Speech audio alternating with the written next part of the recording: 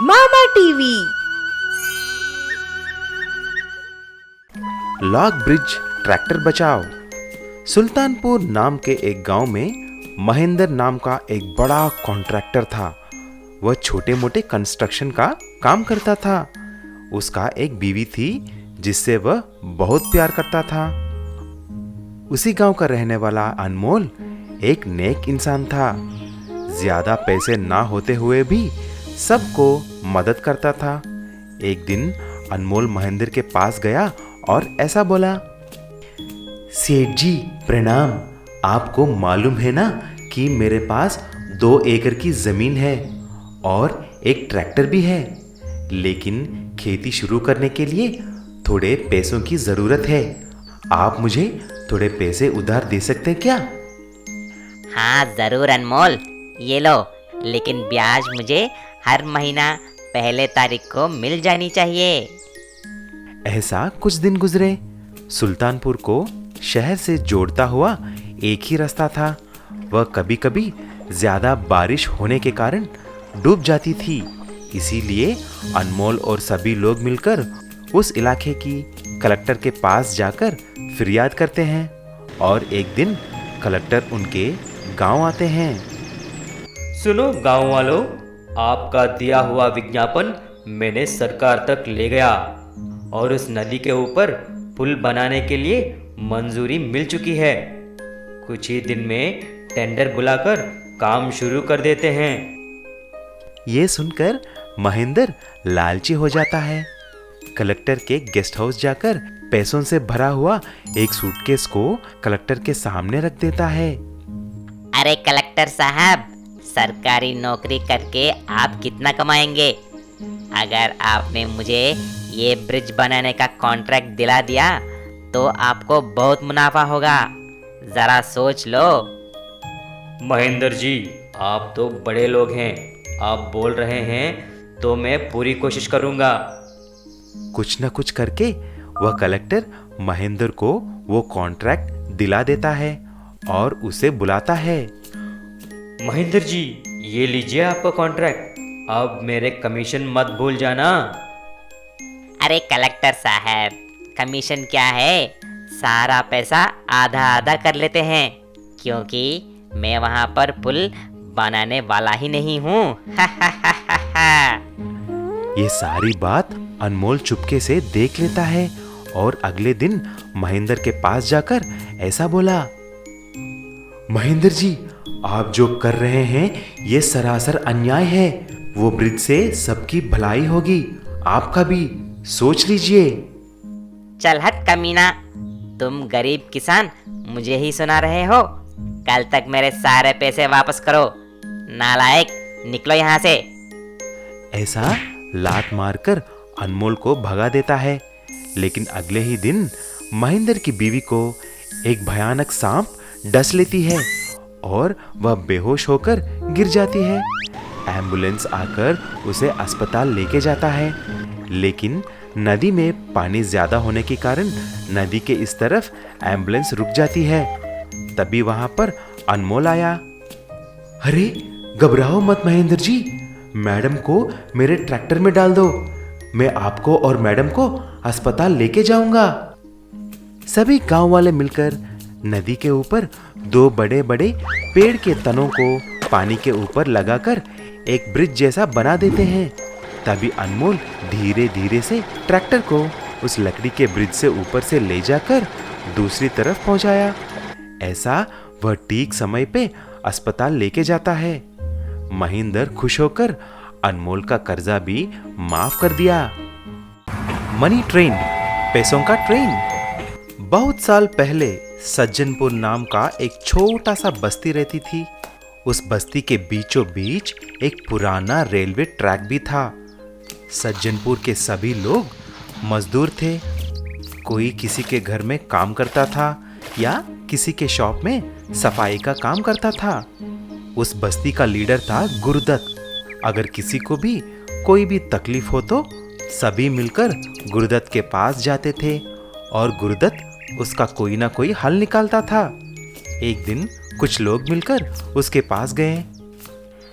गुरुदत्त भाई, हमने आपको इस पुराना रेलवे ट्रैक के बारे में कई बार कंप्लेंट किया है, लेकिन आपने उसके बारे में कुछ नहीं किया। कल मेरा बेटा खेलते खेलते उस पटरी पे गिर गया और उसे अस्पताल भी लेके जाना पड़ा। इसके बारे में कुछ ना कुछ हल निकालना है। अरे शंभू, तुम नाराज मत हो, लेकिन मैं उस रेलवे ट्रैक को निकालने के लिए बिल्कुल खिलाफ हूँ।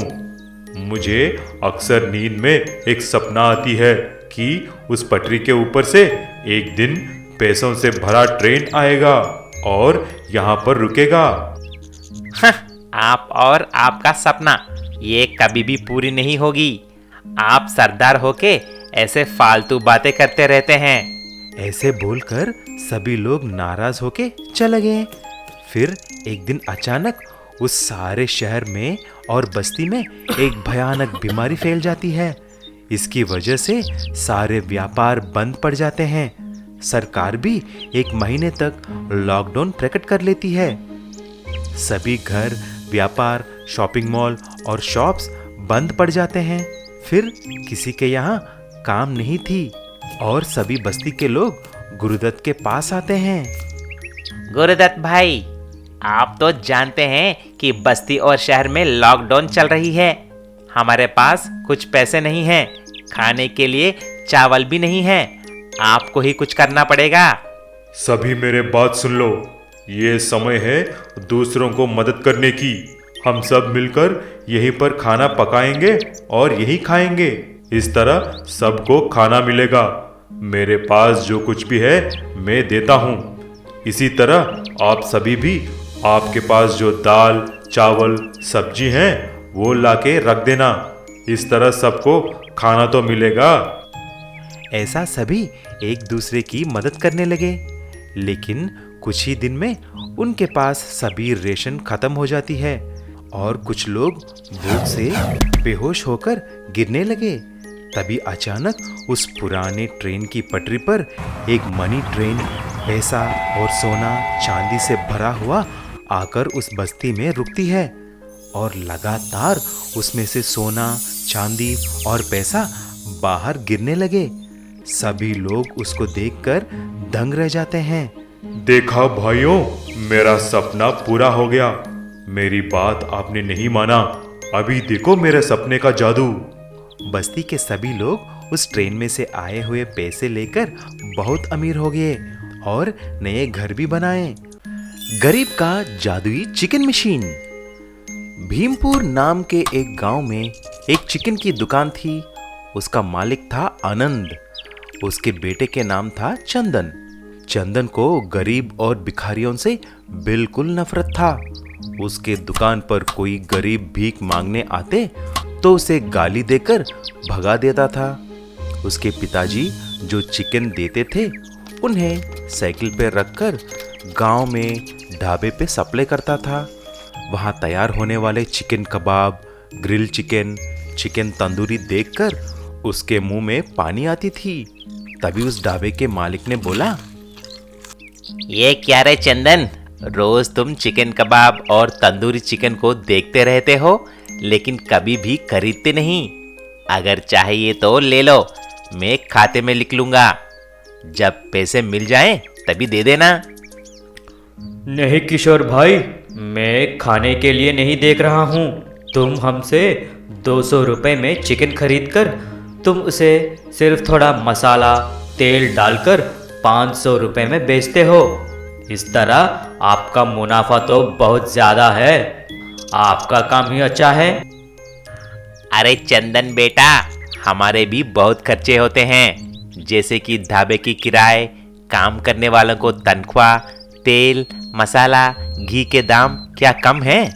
मुफ्त में थोड़ी आते हैं ये सब। जो भी कोई काम करता है उसमें मुनाफा और नुकसान दोनों बनता है। दूर के पहाड़ सुंदर होते हैं। किशोर ऐसा बोलते ही चंदन वहां से चला गया। चंदन उस दिन से रोज एक ढाबे खोलने के लिए सोचता ही रहता था। चंदन हर रोज उसके चिकन शॉप का सारा कचरे को एक बैग में डालकर गांव के बाहर एक कूड़े के मैदान में फेंकता था। एक दिन जब चंदन कूड़े को फेंकने वहां पर गया तो वहां पर एक जादुई मशीन देखा। तभी उस मशीन में से एक आवाज निकली। चंदन, मैं एक जादुई चिकन मशीन हूँ। अगर तुम मुझ में कच्चा चिकन डालेगा तो मुझ में से तरह तरह के चिकन के पकवान निकलेंगे। लेकिन एक बात याद रखना, तुम उस चिकन को सिर्फ गरीबों को ही खिलाना है। मैं इसीलिए बनाया गया हूँ। तभी तुम यहाँ से मुझे ले जा सकते हो। अच्छा, मैं तो पैदा ही इसीलिए हुआ हूँ कि गरीबों के लिए सेवा करूँ। गरीबों को सगे भाई जैसा देखता हूँ। मैं तुम्हें ले जाऊंगा और गरीबों का भूख मिटाऊंगा। लेकिन चंदन उस मशीन को ले जाके एक ढाबे को खोलता है। उस मशीन में से कच्चा चिकन डालते ही तरह तरह के चिकन डिशेस आने लगे। ऐसा वह उस ढाबे में chicken tandoori, chicken tikka, grill chicken बेचने लगा। उसकी चिकन बहुत स्वादिष्ट थी। देखते ही देखते सारे गांव में चंदन ढाबे का चिकन बहुत फेमस हो जाता है। सभी लोग वहां पर आने लगे। एक दिन दो भिखारी वहां आकर भीख मांगने लगे। अरे चल चल यहाँ से, शर्म नहीं है? देखो कैसे मुंह उठाकर आ जाते हैं। भीख मांगने मेरा ही दावा मिला क्या? कमीनो, भागो यहाँ से। मुझे तुम्हें देखकर उल्टी आ रही है। जब चंदन अंदर गया तभी मशीन ने बोला, क्यों चंदन, मुझे तुम क्या वादा किया और क्या किया? तुम जैसे गधों के पास मैं नहीं रहने वाला। अभी देखो, मैं गायब हो रहा हूं। देखता हूं तुम्हारा दावा कैसा चलेगा। ऐसा बोलकर मशीन वहां से गायब हो गया। ये सब देखकर चंदन सिर पीट पीट कर रोने लगा।